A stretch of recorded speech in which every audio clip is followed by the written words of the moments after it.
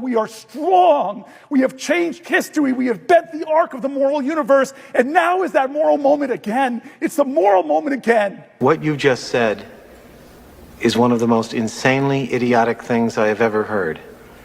At no point in your rambling, incoherent response were you even close to anything that could be considered a rational thought.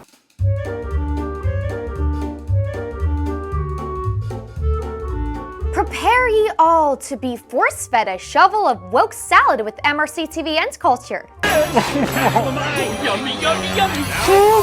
I'm your host, Justine Brooke Murray. Ever thought to yourself, gee, I wish I had an unfaltering confidence in my persona and lacked enough self-awareness to articulate the most obnoxious pseudo-intellectual diarrhea like our esteemed progressive philosophers of today?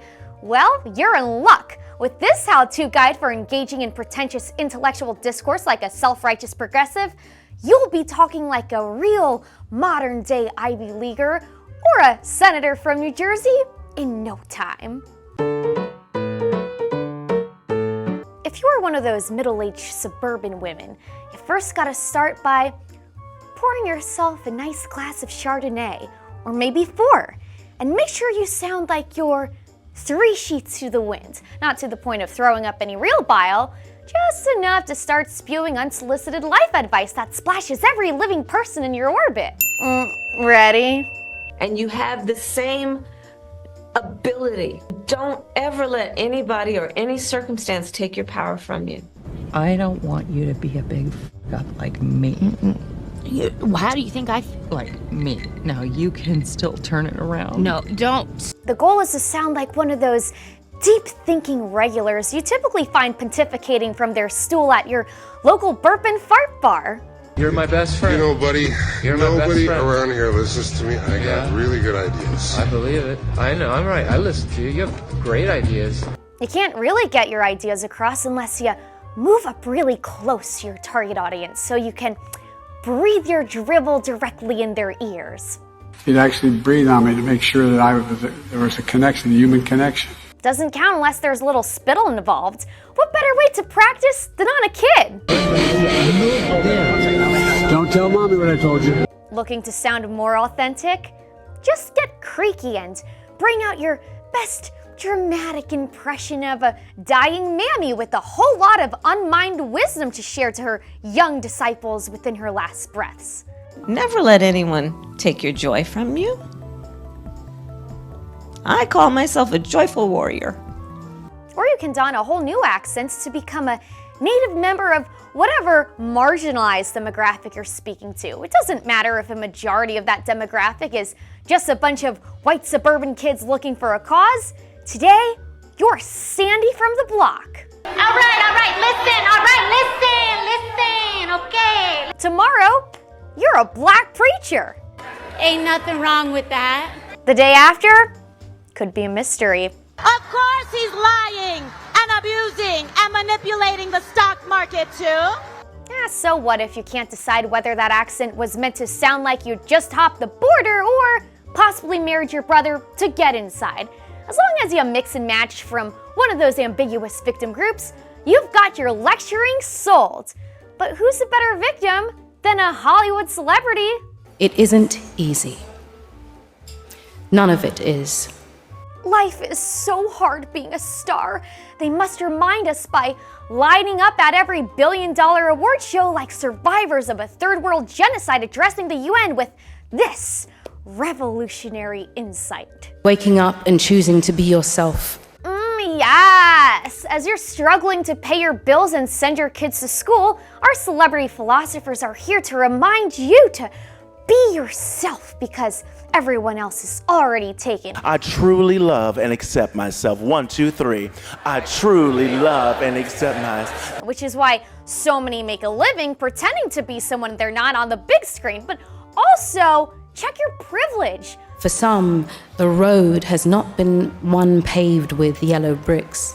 Follow your heart and your dreams will come true. And be patient with yourself. It will show itself. But also remember your dreams are dead because we live in a racist, sexist, patriarchal society. There are the invisible ones who have had no road at all. You're perfect the way you are. You are perfect today. But at the same time, you need to repent, especially if you're white. It's okay not to be okay, unless you're a straight white man.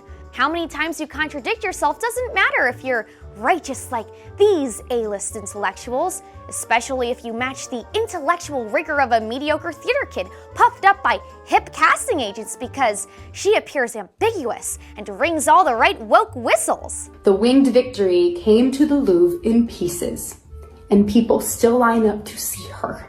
Why bother learning a skill or improving your craft when you can show your waning audience how vulnerable and real you're being by posting videos of yourself on the potty, weeping over how much you're unappreciated. And despite my cracks and my breaks, and there are many of them, breaking out into moody slam poetry speak like an attention-deprived teenager on Tumblr is so edgy and revolutionary, especially if you're still doing it in your 30s. The generation of anxiety, the look at me society, dubiety of piety, the gods all suffer silently. I'm sorry for my obsession with attention.